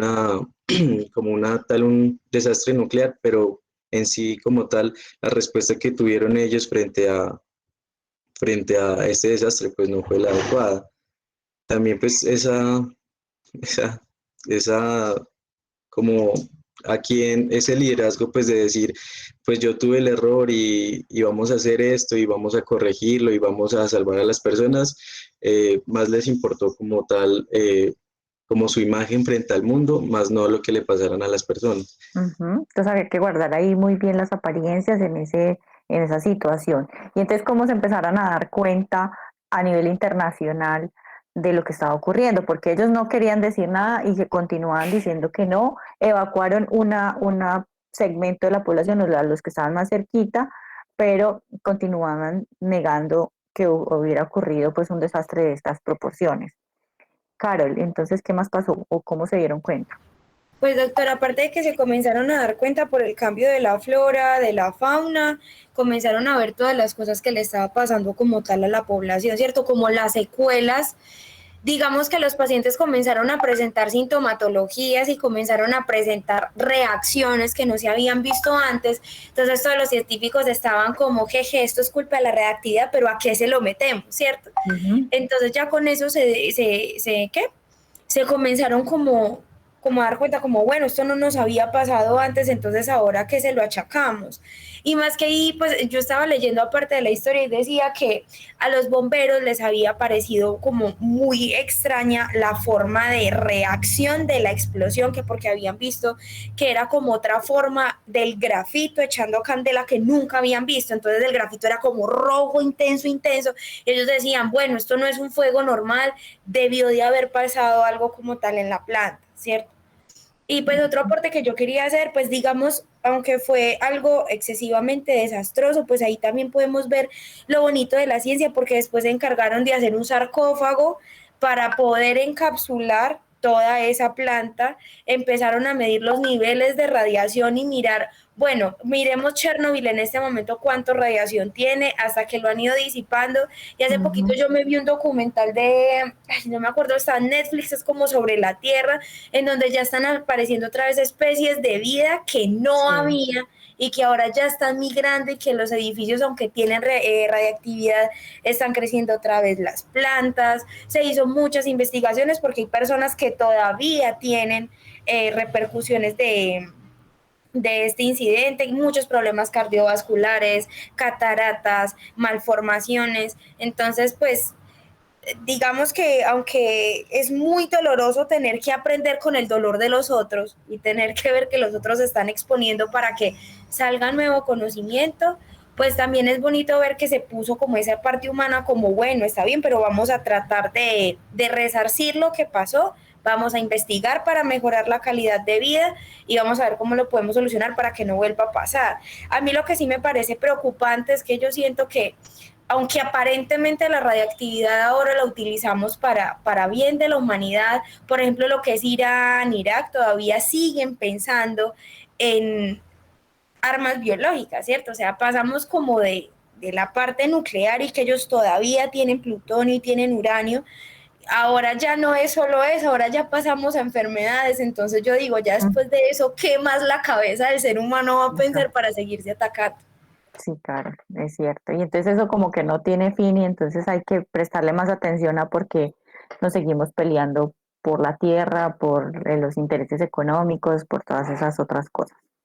Bueno, entonces en Chernobyl, como no querían decir nada, resulta que Bielorrusia está al ladito, cuenta como Ecuador, Venezuela, ahí nomasito, y entonces es como que esto hubiera ocurrido en Cúcuta y entonces en Venezuela empezaron a decir, pero venga, es que ¿por qué se está subiendo? Porque hay como una nube aquí de radioactividad que nosotros, ¿de dónde? Eso tiene que ser de allá, tiene que ocurrir allá. Eso ocurrió hace poquito en Venezuela, acuérdense que estaban quemando yo no sé qué cosas y en Cúcuta estaban recibiendo toda la contaminación o el humo tóxico. Lo mismo les pasó allá, entonces esta gente empezó a presionar al gobierno ruso, perdón, esto no era ruso, sino Ucrania, para decirles, bueno, ¿qué es lo que está pasando? Digan a ver, porque esto, a nosotros les tocó evacuar, les tocó empezar a hacer una cantidad de cosas y se presionó de manera internacional para que pudieran decir y ya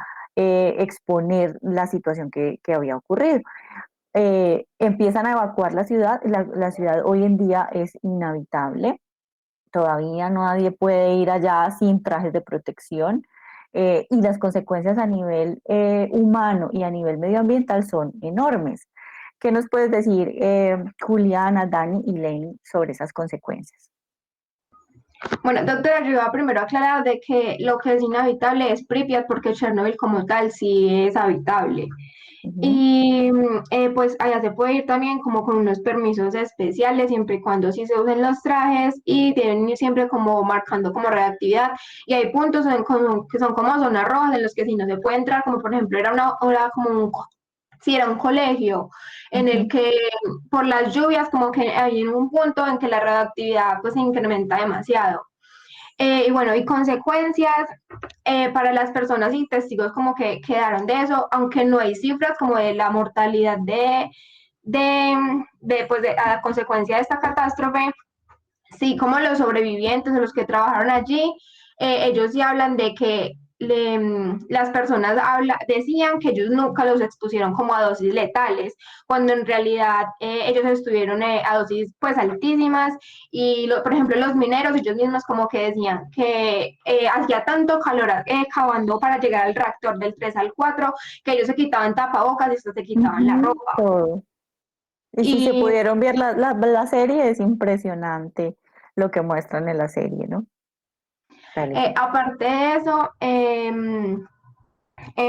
como también ahora decía Carol, la flora y la fauna se afectó muchísimo y pues no sabría qué más decir de las consecuencias.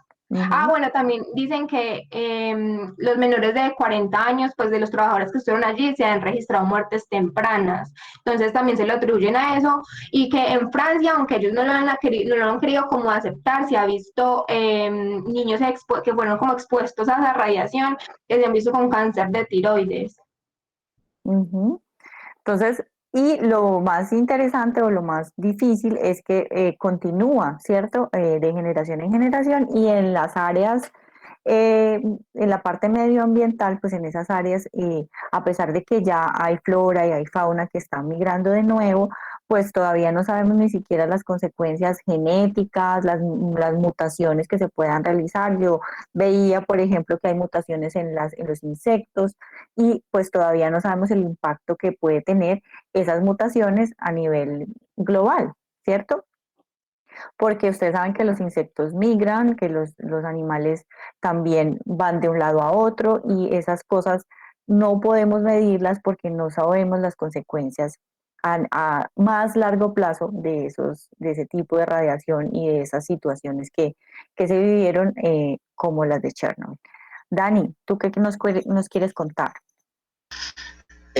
Bueno, pues yo quería contarles de que la radiación que hubo en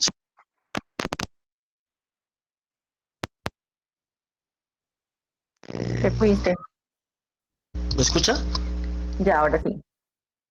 Que se produjo una radiación que fue 200 veces mayor que en Hiroshima y pues para eso, para contrarrestar eso, contrataron una serie de personas que las llamaban los liquidadores, los cuales pues se exponían a la radiación, ¿no? Estimó el peligro y no les importó la vida de estas personas, ya que se sabía que la dosis letal de radiación era de 400 Rogers, ¿no? Y los liquidadores se exponían a 7.000 y 10.000 Rogers, que causó pues la muerte de miles de ellos. Pues por otra parte, también se aumentó pues la incidencia de cáncer de tiroides debido al aumento de yodo. Pues estaba leyendo pues que eso pudo haber sido evitado con tan solo suministrar pues pastillas de yodo, ¿no?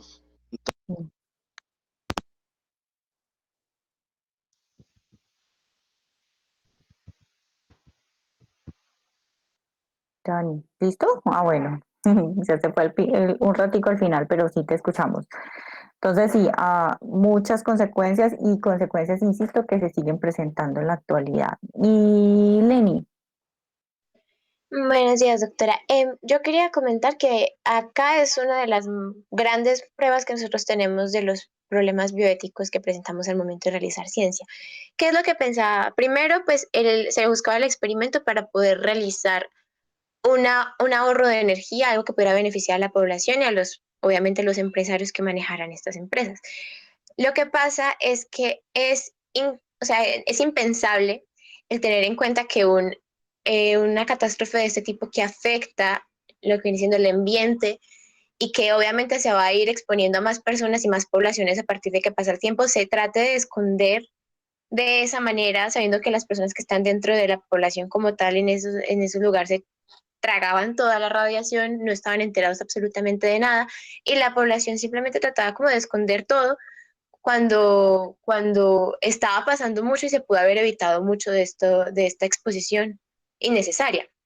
También lo que dijeron mis compañeros, pues me parece que es importante reconocer pues todo los esfuerzos que se tuvieron que tener para poder evitar una catástrofe mayor.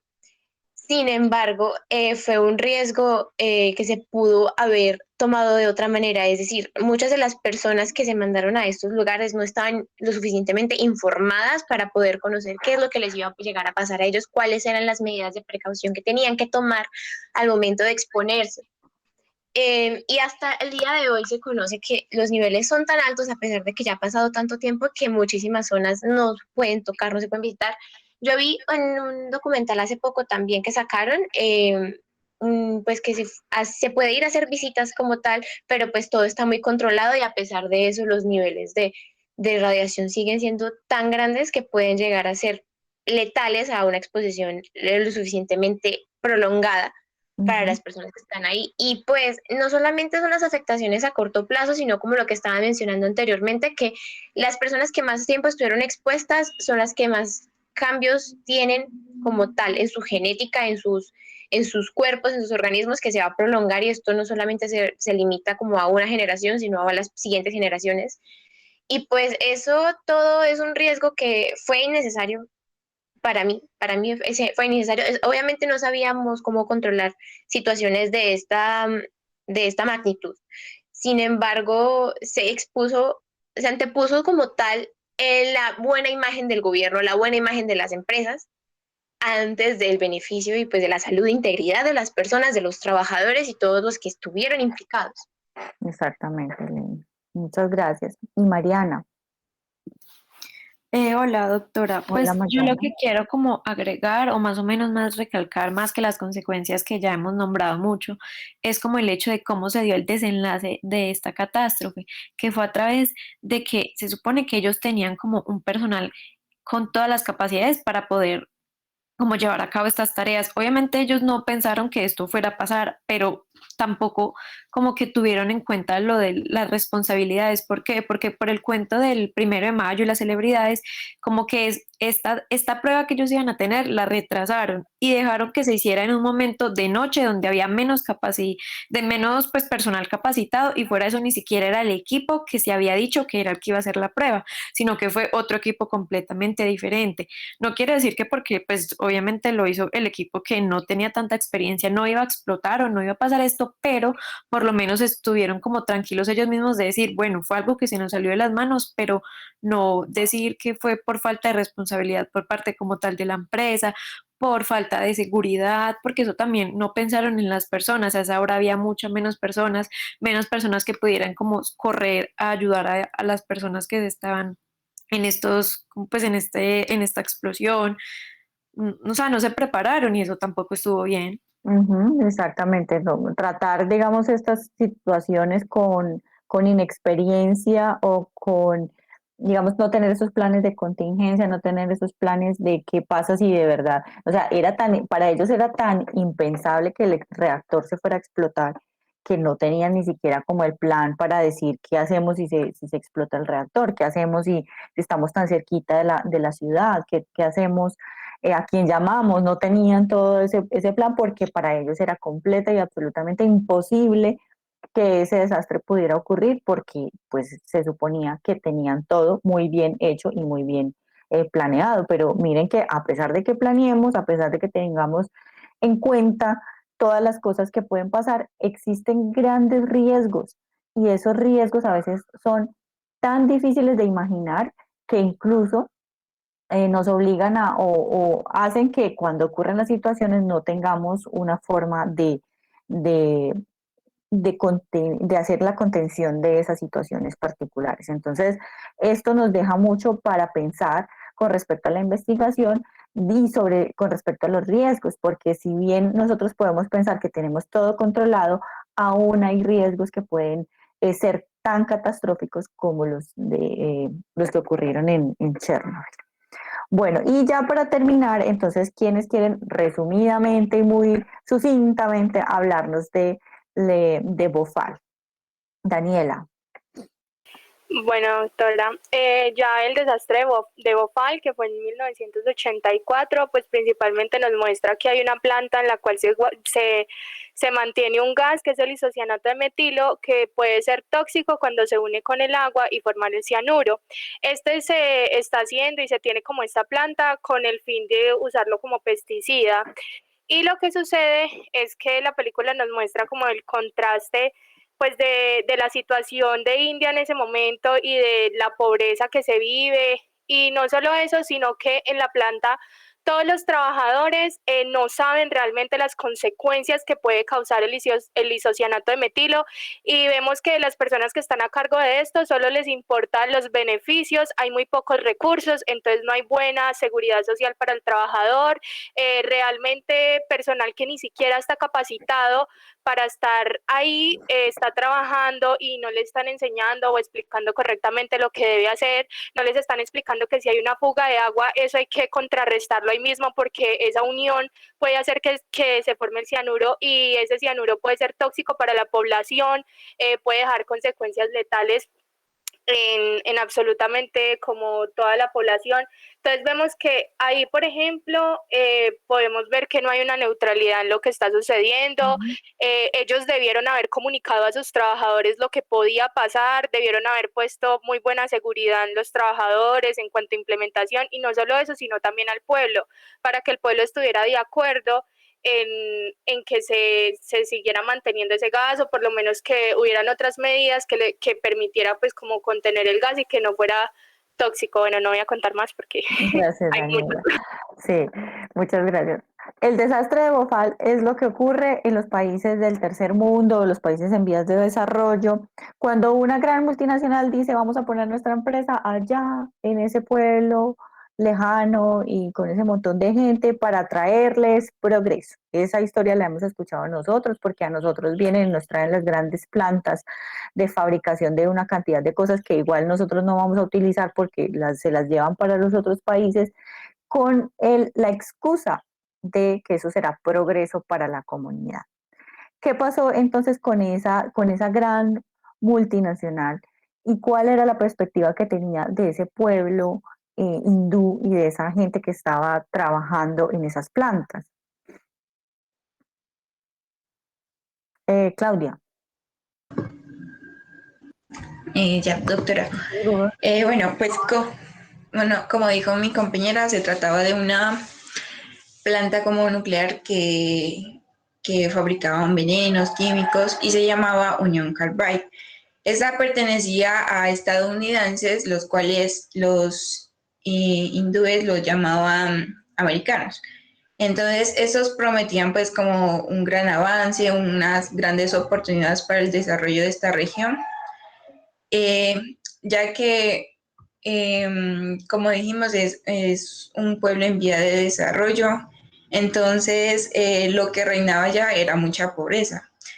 Entonces, las personas, al mirar que otras personas de la comunidad recibían un dinero, pues, que a ellos les parecía como un salario, mejor dicho. Entonces, esos miraban como a esta fábrica como la oportunidad de tener un sustento llevadero y ellos hacían lo que sea por poder entrar. Era tal que, por ejemplo, la gente se acumulaba pues como detrás como de una cerca y ellos eran tan, como se creían muchísimo y por ejemplo, hubo uno que escupió y la gente como que a besar eso, solamente como para que lo contratara. Entonces, bueno, al ingresar uno de ellos, a causa de que ya había muerto uno, esa fue otra que ya murió uno a causa de ese químico y que fue que le cayó una gota de lisocianato de cianuro y él corrió de una a bañarse. Pero pues esto no le sirvió de nada porque ya llegó al hospital y pues, o sea, como ellos dijeron que esto, o sea, no dijeron que esto tenía muchísimo peligro, entonces ellos nunca dieron como un antídoto, entonces los médicos tampoco sabían cómo tratarlo ni nada. No Y pues, sabían con qué estaban tratando, ¿verdad? No tenían ni idea de las consecuencias de lo que estaba ocurriendo allá. Lo único que veían, como nos pasa a nosotros cuando nos dicen vamos a hacer un gran proyecto, vamos a traer la minería y esto va a ser genial para todos, pues la gente no tiene mucha opción de decir que sí o de que sí o de decir que no, porque pues si nos van a dar trabajo, así sea barato, pues yo voy y me meto en la mina, yo voy y me meto en la fábrica, sin pensar en las consecuencias y sin informar tampoco a la población de que ni siquiera qué es lo que están haciendo allá. La gente no entendía, además porque todos eran gringos y ellos eran de otra cultura completamente diferente, con un idioma completamente distinto, con una forma de hacer las cosas diferentes. Entonces no hubo tampoco ese proceso de explicarles qué es lo que estaba pasando, de mirar qué es lo que estaban, cómo iban a organizar esos procesos y la gente terminó allá metida haciendo una cantidad de cosas que no tenían ni idea y con graves consecuencias. Entonces, ¿qué pasó con el accidente? Muchas gracias, Claudia. ¿Qué pasó con el accidente, Laura Daniel? Sí, doctora, lo que pasa es que hubo una fuga de agua cuando estaban haciendo el mantenimiento y pues el trabajador, digamos que no se dio cuenta en el momento en que era. Y pues como dijo Daniel, el isocianato no se puede combinar con agua porque produce gases que son pues mortales para todos los seres vivos. Esto es debido a que la empresa, cuando puso su planta allá en esa sede, ahorró muchísimo dinero y no tenía las condiciones necesarias para hacerlo. Es decir, le faltaban muchos temas de seguridad. Por ejemplo, la válvula que tenían para la presión ni siquiera servía. Tenían como 66 toneladas más de isocianato de lo que era permitido. También vimos ahí que cuando llegaba como el gerente de la empresa, ellos ni siquiera sabían de qué se trataba lo que estaban haciendo, lo que estaban trabajando. Entonces, toda la suma de esos factores hizo que por un error humano haya una fuga y no se dieran cuenta. Además, sumado que fue una fuga que fue a las 12 de la noche. Entonces, digamos que todo el mundo estaba durmiendo, nadie se dio cuenta temprano, pues en la película lo hacen ver como si todos los trabajadores se hubieran escandalizado, hubieran corrido, hubieran ayudado, pero según vi en un documental, ese día solamente habían como 2 trabajadores y ellos no se dieron cuenta. Ya cuando se dieron cuenta fue cuando se expulsó el aire por la boquilla, que fue cuando se dieron cuenta. Aunque en la película sí lo hacen ver como si lo hubieran intentado todo. Sí. Y entonces, ¿cuál es la reacción de la empresa o de ese Union Carbide o del gobierno frente a esa situación?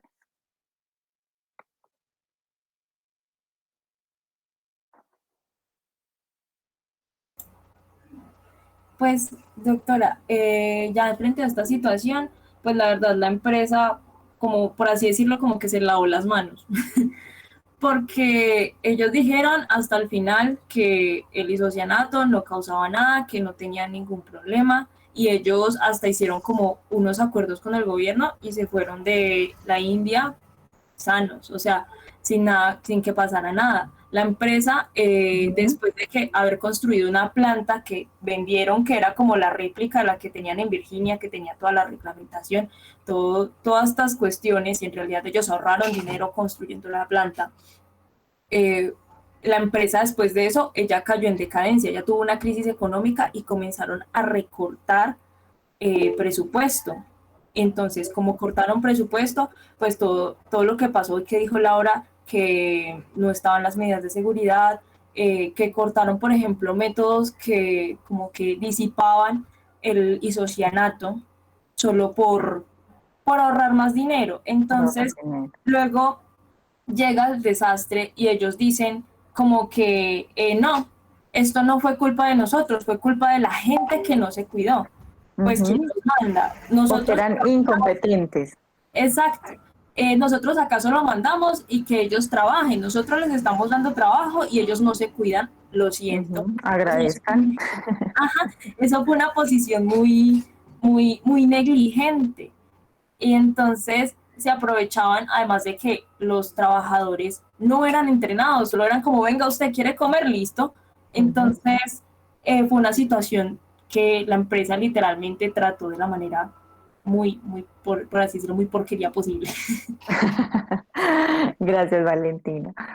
Entonces, como vemos, además, no hay quien se responsabilice de las consecuencias. O sea, todos nos lavamos las manitos y ustedes se quedaron allá con el problema y se quedaron con las víctimas, y las circunstancias ahí fueron muy difíciles para la población, que no podía tampoco, no tenía garras, digamos, en ese sentido, porque pues estaban inmersos en esa incapacidad para poder definir si querían trabajar o no, para exigir que me den elementos de protección, para exigir una cantidad de cosas, además por desconocimiento y pues porque pues básicamente si está como si tiene mucho problema, pues váyase y no trabaje acá. Gloria Isabela, ¿tú qué nos quieres contar de esta historia? Pues doctora, me pareció muy interesante el hecho de que son empresas pues extranjeras en donde van a países en vía de desarrollo y se aprovechan de todos los recursos de todas las personas, o sea, con el único objetivo de ganar económicamente. Entonces, ¿qué es lo que pasa? Como estas empresas son tan grandes, es muy difícil ponerles como un alto en el camino, porque digamos, ellos no tenían medidas de seguridad ni nada, pues que, o sea, las tenían, pero como entre comillas, porque no funcionaban, porque las apagaron y todo eso para ahorrar gastos. Entonces, ¿qué es lo que pasa? Ellos también tenían como que sus alianzas con el gobierno y entonces hay uno como a quién ocurre, porque pues si yo digo, no, pues si yo voy a trabajo en esta empresa y el gobierno está como aliado con ellos y no les hacen nada, entonces a quién puedo como Acudir. sí acudir para que se cumplan mis derechos de un buen trabajo, de mi salud y todo eso. Y es algo que, digamos, pasó hace algunos años, pero todavía sigue pasando y es más frecuente de lo que uno puede De lo que nos imaginar. imagina. Y, por ejemplo, ¿cómo se trata lo ecológico? Digamos, el recurso que no solo humano, sino el recurso vital en esos contextos y en esas fábricas que, como dice Gloria Isabela, también está ocurriendo en la actualidad. Santiago. Realmente, o sea, lo trata como si fuera, como si no fuera culpa de ellos. Literalmente no le importa si destruir o dañar el ecosistema o afectar a ciertas personas en general, una población en general. Realmente no le importa nada, solamente le importa es ganancia. Exactamente. Entonces, la consecuencia la vive el país, la consecuencia la viven las personas de ese país, pero ¿quién responde? Nadie responde, ¿cierto? Y ni siquiera el propio país puede responder porque pues era una empresa internacional, entonces yo no puedo hacer nada tampoco, también tengo dificultades económicas como país, entonces simplemente se queda sin reparación.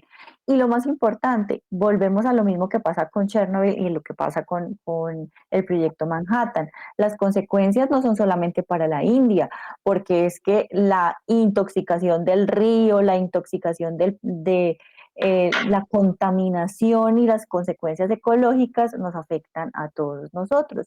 Entonces, si bien volvemos a lo mismo, son cosas que parecen aisladas, son hechos por allá en la India, por allá en Rusia, por allá en esos países, siguen siendo hechos que nos pueden afectar a nosotros o que se pueden repetir en nuestros propios contextos. Laura, ¿qué más nos quieres contar tú? Bueno, doctora, yo quería hablar como de dos cosas que me han parecido muy llamativas y es que en la escena donde aparece como la reportera con el presidente de la compañía, el presidente de la compañía le dice como que sí, nosotros trajimos acá esta fábrica porque son más flexibles, ¿cierto? Y ella llega y le comenta como que, pero ¿por qué? Y entonces él hace como, pues se hace como como un contexto allí donde mencionan de que gracias a la ayuda que recibió la India para independizarse pues de la parte del Reino Unido, se creó como una especie de acuerdo comercial con Estados Unidos. Y como ellos allá son un país agrícola también, pues ellos crearon como ese acuerdo para ellos compartir todo ese tipo de pesticidas y todo esto. Entonces, por eso también el documental se llama Ore por lluvia, porque si no hubiera pasado esa sequía, seguramente pues no hubiera sucedido como toda esta mezcolanza de cosas que se alinearon. Y además de eso, quería mencionar de que el lago que nos muestran allí es un lago que es ficticio, que es hecho incluso por la fábrica, donde debajo de eso sepultaron más desechos tóxicos y lo taparon como con una especie de capa de plástico, de poliuretano, y pues eso se dejó ahí, y eso está ahí desde esa época, y eso ya se volvió permeable, entonces eso ya contaminó las aguas que se han ido estancando, las aguas subterráneas, y según pues otros documentales que veía, mostraban de que si bien al inicio eran aproximadamente 40 barrios que tenían esa agua contaminada, ahora son casi 50 y eso sigue esparciéndose y que las consecuencias a nivel de mutaciones, de trastornos genéticos, de todo este tipo de enfermedades se ven hasta en terceras generaciones desde que ocurrió el incidente. Entonces no es como que nosotros veamos que es algo aislado, sino que es simplemente que ya, o sea, ya está casi que arraigado allí y sigue esparciéndose en esta zona de Bhopal y que pues el gobierno no ha hecho mucho dado que a ellos los dejaron libres, como decían anteriormente, y en la India no están tampoco reaccionando frente a ayudar a estas personas que quedaron con estos daños. Entonces el país se queda con el problema y el resto quedan como unos reyes, además porque desaparecen. Creo que incluso la fábrica cambia de nombre para evitar todo ese conflicto legal y entonces quedan como unos reyes. Y nosotros, y yo hablo con nosotros porque a nosotros nos sigue pasando lo mismo en Colombia, traen y experimentan con nosotros y luego se van y quedamos con el problema, con lo ecológico solamente por rendir a los intereses de grandes potencias o de esos señores eh, que tienen el poder y que dejan esas terribles consecuencias en los países. Luisa y Santiago Guerrero, así como en estos 3 minutos que nos quedan. Bueno, doctora, también hay que decir que la empresa, además de que generó todo este daño y la muerte de tantas personas allá en esa ciudad, ellos, además de que generaron ese daño, no realizaron como, o sea, si ya hicieron el daño, al menos tratar de impedir que se siga generando más enfermedades o más secuelas en las personas, y no limpiaron o no hicieron la correcta limpieza de las aguas y de todos los terrenos subterráneos. Y ahora en el año, creo que fue que estuve leyendo, me parece que en el 2013, y estaban haciendo unos estudios para ver qué tan contaminadas estaban las aguas allá, y pues tuvieron que los resultados era que la cantidad de mercurio que había en el agua era 6 millones más alta de lo que debería estar. Entonces, pues además de que generaron todos esos daños, dejaron el agua contaminada, los terrenos, y además el tribunal como que los iba a penalizar o que los iba a juzgar por todo lo que hicieron. Esta empresa solo condenó a 8 de los pues de los que trabajaban en esa empresa, de los administrativos, solo los condenó a 8 de esas personas y solo los condenó por 2 años. O sea, todo ese daño solo para pagar 2 años y una cantidad de dinero pues muy poca con lo que generaron. Entonces, pues es como si no hubieran hecho nada porque pues 2 años de cárcel por eso pues no es nada. Y además ni siquiera limpiaron las aguas, mataron a todas esas familias. Se aprovecharon de la gente que pues no tenía tantas necesidades. Exactamente. Entonces, miren lo grave que ocurre en estas circunstancias y las consecuencias que siguen siendo para la población más vulnerable. Y Santiago. Pues doctora, básicamente como para completar lo que dijo Luisa, sí, todo quedó como todo, no hicieron los lavados correctos, aparte de eso, lo que pagaron de indemnización ni siquiera alcanza a cubrir todos los tratamientos médicos de las personas. Y incluso han habido manifestaciones hace poco de eso, que el gobierno no responde nada. Y como para así concluir, entonces se declaró que eso pasó el 2 al 3 de diciembre, entonces como que condecoraron esta fecha como el día de no a las pesticidas. Ujú. Y miren que eso uno vuelve y lo repito, eso por allá en la India, pues terrible, pero ¿de dónde se cultivan los productos que se consumen a nivel mundial? ¿En qué países se cultivan? En la India, en Brasil y en los Estados Unidos. Son los países que más tienen cultivos y de ahí se exportan al mundo. Entonces, básicamente todos estamos comiendo pesticidas, estamos comiendo alimentos que han sido producidos con esa contaminación tan alta, producida por nosotros mismos que llevamos esas empresas allá y las digamos que producimos esos desastres ecológicos. Este ejemplo nos sirve para ver que las consecuencias no son externas, las cosas en el planeta no ocurren allá y no más.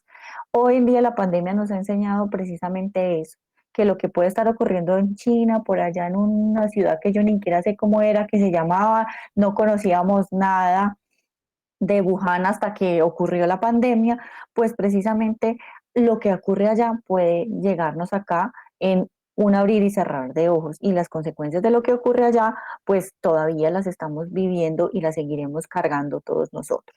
Eso nos hace repensar la ciencia, ¿o no? Eso nos hace repensar cómo hacemos para que el conocimiento sí nos sirva para todo, nos sirva para avanzar, pero que tampoco tenga esas graves consecuencias que igual vamos a tener que sufriendo. Eso en el área de la ciencia básica, en el área de la ciencia, en la ecología, en la agronomía, en la biología, porque todos estos avances finalmente van a tener repercusiones sobre nosotros. Y nos hace pensar que el mundo es más una cosa para todos y en donde todos estamos metidos que una cosa de potencias, que una cosa de unos u otros. Entonces, dentro de 8 días vamos a continuar ya discutiendo como teóricamente para qué nos va a servir esto y vamos a continuar pensando la ciencia y el cambio que ocurrió en la ciencia debido a todos estos hechos históricos. Muchísimas gracias por la participación, les abuelo muchísimo que todos estuvieron muy atentos, que todos pudieron participar, que todos hicieron la tarea, pues a pesar de que la idea era que la entregaran hoy. Ampliamos entonces el plazo. Juan Felipe, ¿cuándo fue que quedamos? Ya se me olvidó. Listo, entonces el domingo ya voy a corregirlo en la plataforma para que todos entonces ya puedan, ya con esto pues simplemente es redactar y una cosa, de todas maneras voy a tener en cuenta a todos los que participaron, a todos los que están aquí los tengo muy anotaditos para que eso también se vea en repercusión a la nota que van a recibir. Muchísimas gracias y entonces los dejo porque son las 10:02. Un abracito y que estén muy bien. Muchas gracias, doctora. Gracias. Feliz fin de semana. Feliz fin de semana. Muchas gracias. Hasta luego, doctora, gracias. Vale. Laura, tú al fin no me dijiste nada de tu proyecto, ni de si pudieron resolver o no lo de los semilleros. Sí, doctora, sí lo podemos subir a la plataforma, pero teníamos un problema con lo de los ratoncitos, que apenas justo estaba revisando que el doctor